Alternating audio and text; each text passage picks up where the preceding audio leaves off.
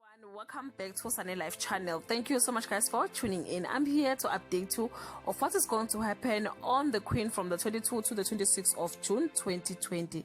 If you want the full episode, please check on the comment section. I will definitely leave the link there.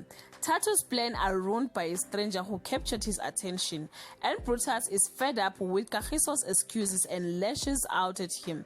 Kagiso and Dingane are on their own when their role in Shaka's demise is revealed. Schumacher gets in Thato's way, and Harriet and Brutus consider a difficult decision. One of their children had to die because of Shaka problem. Thato is madly in love with Waruna, regardless of whether she wants his attention. Guys, Waruna is the daughter of Midrand, and Kagiso and Dingane don't realize just how much trouble they are in, even though they are living with the family.